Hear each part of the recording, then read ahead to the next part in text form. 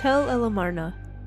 Once the bustling capital during one of the most controversial periods in Egyptian history, now mostly denuded and barren.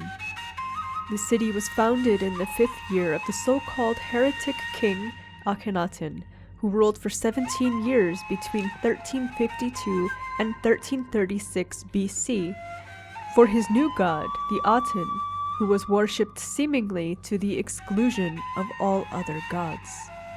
Akhenaten, whose original name was Amenhotep, was the son of one of the most well-known kings of the New Kingdom period in ancient Egypt, Amenhotep III. Amenhotep III reigned 37 years and celebrated 3 Jubilee festivals, which marked the king's renewed divine right to rule. Amenhotep III became increasingly interested in solar theology and emphasized the cult of the sun god Amun-Re more than any other king had done before. Ultimately, during his first said festival in his 30th year of rule, Amenhotep III deified himself and adopted the epithet the dazzling sun disk, or in ancient Egyptian, Aten Shehen. As a result of his strong interest in solar cult and his own divination, Amenhotep III made innovations in the depiction of the human figure in art, particularly that of himself. His new art is characterized by enormous, childlike and elongated eyes, rounded face, and a fleshier body. Amenhotep IV inherited this new format of art and inherited the elevation of solar cult when he came to the throne, and then developed it into a program that probably shocked the nation. Although Amenhotep IV maintained traditional art styles and traditional gods at the outset of his reign, almost immediately, probably within the first 2 years, his own innovations to art and religion took a dramatic turn. The human figure became exaggerated to an almost grotesque appearance. In terms of physiognomy, heads were strangely elongated, eyes were rendered as narrow and elongated, cheeks became hollow and gaunt, lips became fleshier. The body no longer retained the slim and athletic build. Rather, both men and women were depicted as voluptuous, with pronounced hips and thighs, pendulous belly, and pronounced breasts. Limbs and necks, however, were extremely thin compared to the rest of the body. More startling was the elevation of a previously marginalized god, the Aten, or sun disk. The iconography of this god, first depicted as a falcon-headed double of Ra-Harakti, was suddenly changed to reflect the sun disk as it appears in the sky, embedded at the top of every relief scene, with a uraeus circling it, and with rays terminating in hands extending toward the king and queen to grant them life and dominion. The Aten replaced all other gods, and Amun was erased vehemently from monuments all throughout Egypt and Sudan. Amenhotep IV also changed his name to Akhenaten, one who is effective for the sun disk. Temples dedicated to this god were formed mostly of talatat, which were uniquely sized stone blocks that could be transported by a single person, as represented here in a relief on a self-referential talatat discovered at Hermopolis. 4 large temples built of sandstone talatat were integrated into the Amun precinct of Karnak in Luxor.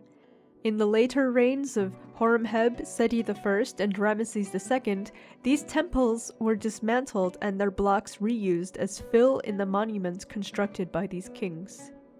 At Karnak, many talatat are still embedded in the architectural contributions made by Horemheb and Ramesses II.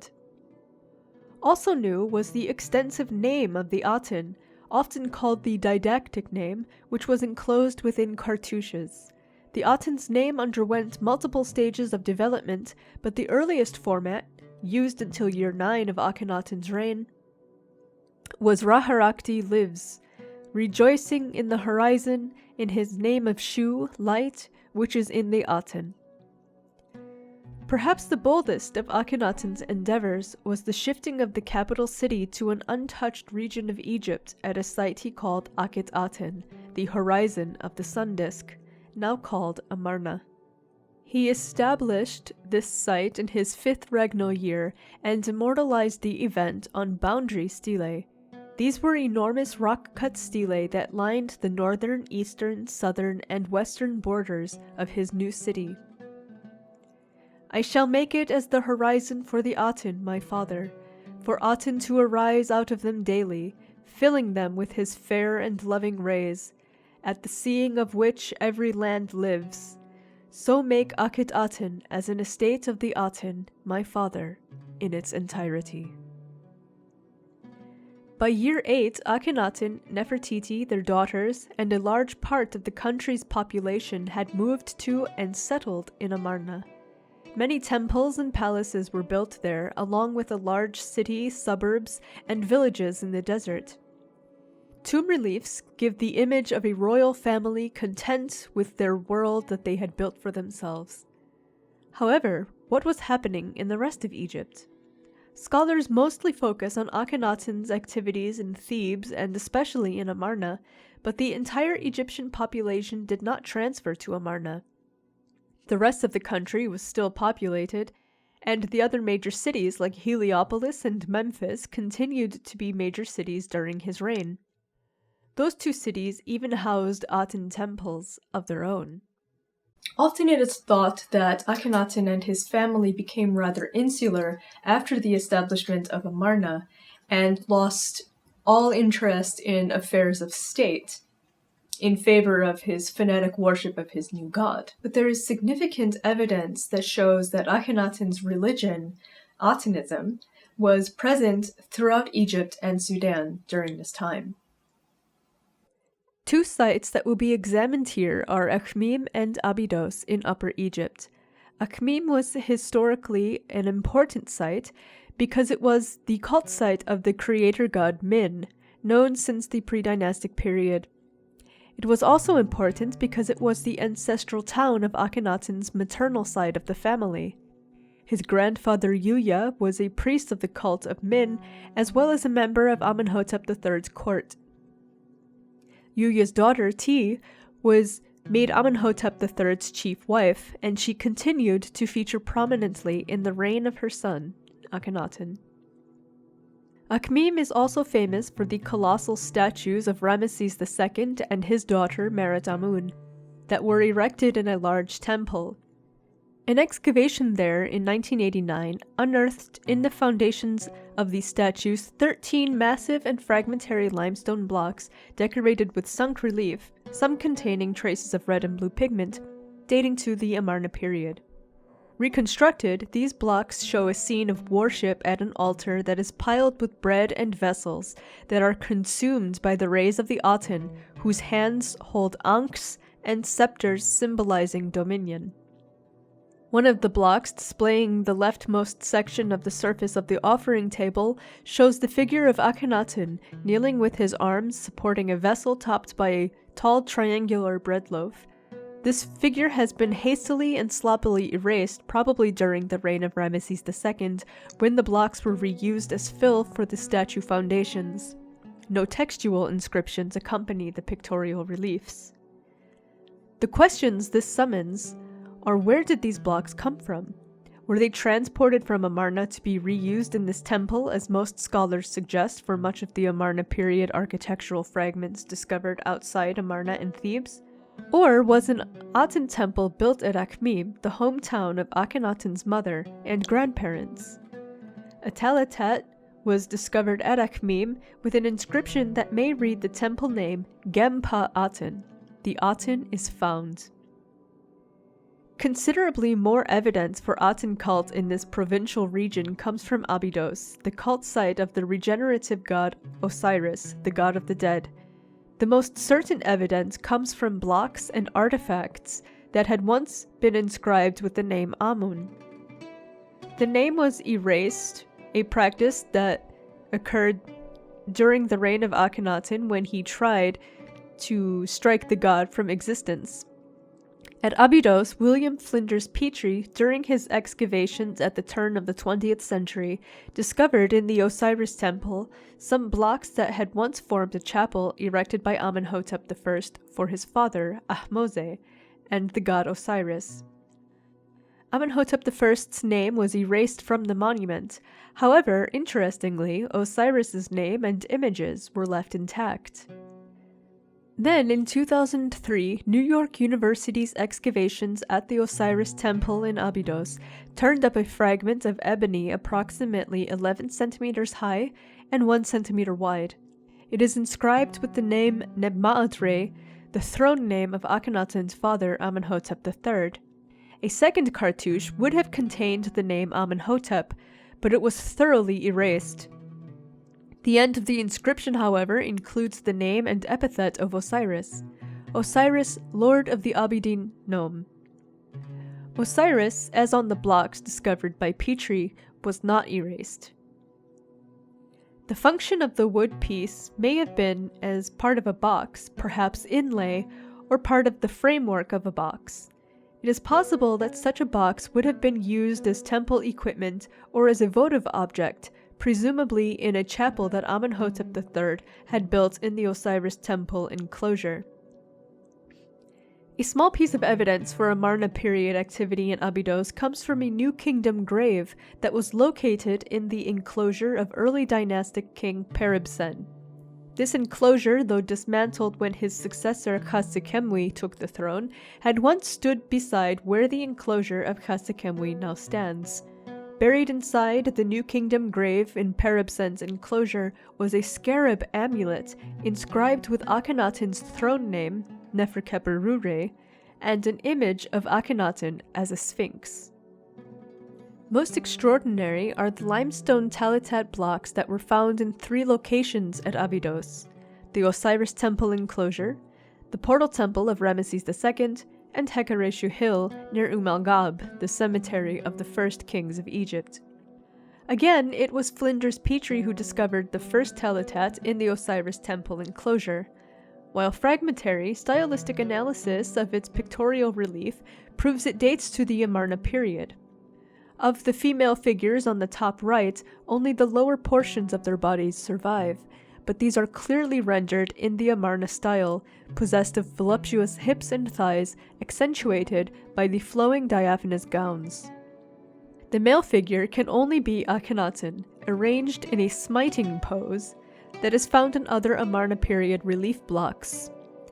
A common feature of representations of the royal barge in Amarna art are these so-called smiting kiosks, in which Akhenaten is shown smiting an enemy with the support of his wife Nefertiti, and usually their eldest daughter Aten.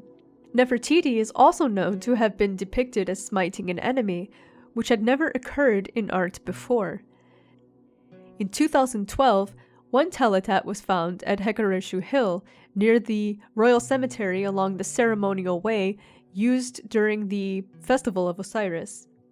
New Kingdom chapels are known to have been erected in this area, and the talitat suggests the possibility that Akhenaten had also contributed to the cultic zone with an Aten chapel. Most of the talitat, however, were found reused in the walls of the Portal Temple constructed by Ramesses II. 26 talitat in all were recovered from this area, and 6 of them were decorated, and some of these are particularly significant.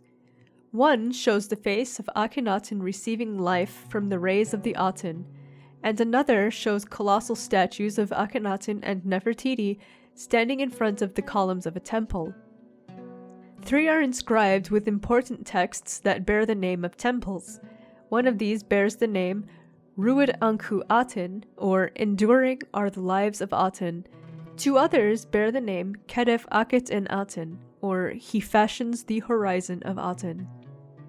These texts hold the most clues about Akhenaten's activity at Abydos. Not only do these talitat contain the names of temples, but also the names are set within a particular textual formula of temple name and epithet that follows the following pattern. Great living Aten, who is in Jubilee, Lord of Heaven, Lord of Earth, who is in temple name. This formula was used until Akhenaten's 8th regnal year, at which time a new epithet was added, Lord of all the Aten encircles. The formula then looked like Great living Aten, who is in Jubilee, Lord of all the Aten encircles, Lord of heaven, Lord of earth, who is in. Temple name. After year 8, the formula changed again. Rather than using the phrase Heri-ib before the temple name, the hieroglyphs were changed to the preposition em, which also means in. Furthermore, in year 9, the name of the Aten was modified to its second form. The Abidos Talatat all contain the early form of the Aten's name, the epithet Lord of all the Aten encircles, and the preposition Heri-ib. With this data, we are able to date the Abidos Talatat exactly to year 8 of Akhenaten's reign, by which time the royal family had settled at Amarna.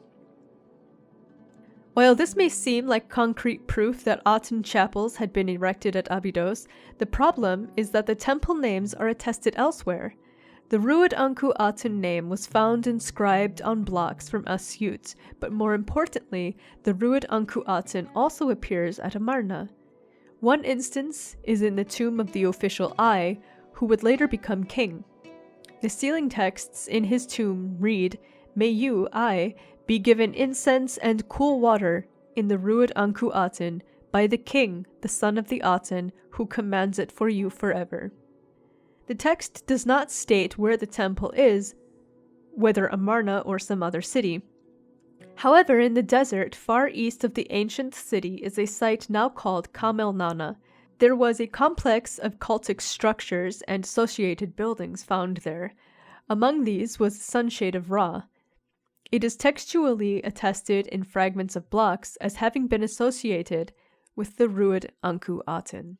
A sunshade, or a sunshade of Ra, was a particular type of cult building dedicated to the Aten.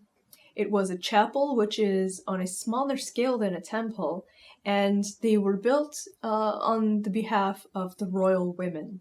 Akhenaten's wives, his mother, Queen Ti, and his daughters had sunshade chapels of Ra at Amarna, and he boasts about this on the boundary stele. There is a depiction of Queen Ti's sunshade in the tomb of an official at Amarna. His daughters, Merit Aten and Ankesenpa Aten, had sunshade at Amarna. Kia, his wife, his secondary wife, had a sunshade at Amarna, and Nefertiti also had a sunshade at Amarna. And this sunshade may have been the one that was associated with the Ruud Anku Aten. Sunshades tended to be built within larger temples or ceremonial palaces, which we know by texts surviving on block fragments. No sunshade has been found in situ. However, 4 Sphinx panels were discovered, though now their find spot is unknown, and the text reveals they belonged to a sunshade associated with a temple called Kedef Akhet en Aten, the other temple name found in the Abydos Talatat inscriptions. Sphinx panels are blocks decorated with a relief of the king depicted as a recumbent sphinx raising offerings. In the Amarna period, these blocks sometimes formed the so-called broken lintel of cult buildings, which became popular again in Greco-Roman temples. It is believed the Sphinx panels come from Amarna because the text indicates they formed a sunshade that was built inside the Kedef Akhet en Aten in Akhet Aten, that is, Amarna. A temple called Kedef Akhet en Aten would therefore have existed at Amarna. What Egyptologists who study this time period have to bear in mind at all times is where did the material dating to the Amarna period, and that was found in sites outside Amarna and Thebes, where did it come from? Horemheb, Seti I, and Ramesses II all demolished Akhenaten's temples and reused his building materials as fill in their own buildings. And they did this at Thebes, and they did this at Hermopolis, which was the city that was across the street from Amarna. It has been argued that Ramesses II in particular gathered all of the blocks from the Amarna temples and not only reused them in Hermopolis, but also had them sent up and down the Nile River to be reused at temples at other sites along the Nile. And Abidos and Akhmim are two of those sites. So the question has always been, since the discovery of the teletet in the 1960s at Abydos, the question has always been, did Ramesses II bring material from Amarna and reuse it in the buildings, in his temples that he constructed at Akhmim and Abidos? Or, a more attractive theory is that these temples or chapels already existed in Akhmim and Abidos, and Ramesses II simply demolished those chapels and temples at those sites where they originally stood and reused those materials in his own temples that he also built at those sites. One clue may be in the date of the blocks containing the names of the temples. The Abidos blocks are firmly dated to year 8 in Akhenaten's reign, based on the formula of the temple name and epithet inscriptions. The block fragments from the Rued Anku Aten at Amarna and the Sphinx panels of the Khedive Akhenaten Aten, however, appear to be missing the epithet Lord of all the Aten encircles, which began to be in use in year 8. It is possible that the Rued Anku Aten and the Khedive Akhenaten Aten at Amarna were built before year 8. Amarna was founded in year 5, and building or construction probably began around year 6. So it's possible that these two buildings were constructed between years 6 and 8 of Akhenaten's reign. The Talatat from Abidos are confirmed to date to year 8 of Akhenaten's reign.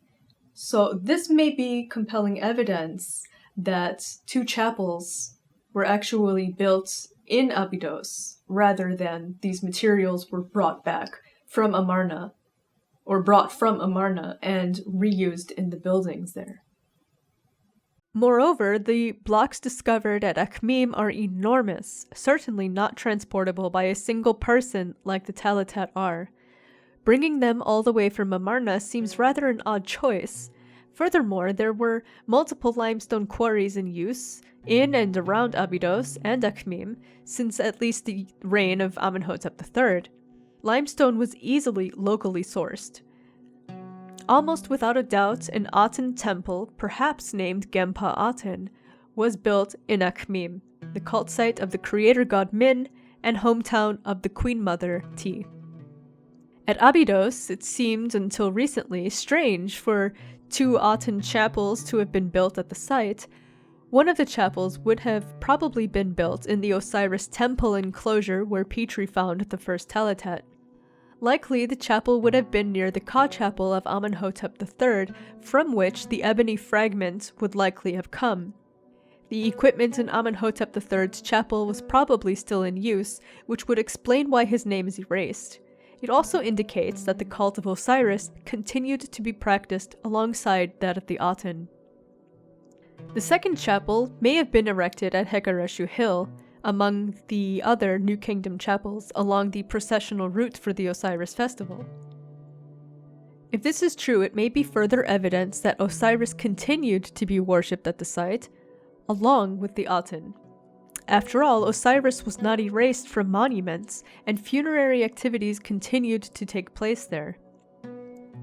A unique stela discovered probably by Auguste Mariette in 1860 in the North Cemetery of Abydos may reveal non-royal activity at the site during the Amarna period. Votive stelae were commonly dedicated at Abydos for the Osiris cult, but this unusual stela depicts what appears to be the Aten, albeit somewhat rudimentarily carved.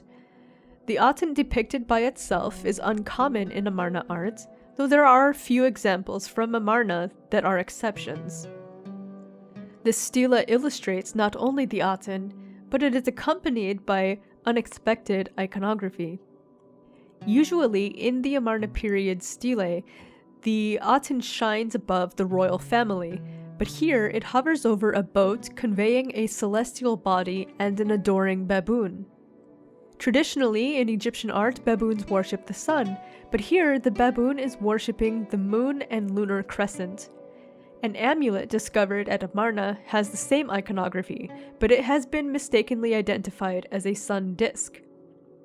The significance of lunar iconography in Amarna art is the subject of an article I am currently writing, but for the purposes of this study, the stela suggests that some level of Atenist cult practices occurred at Abidos during the reign of Akhenaten.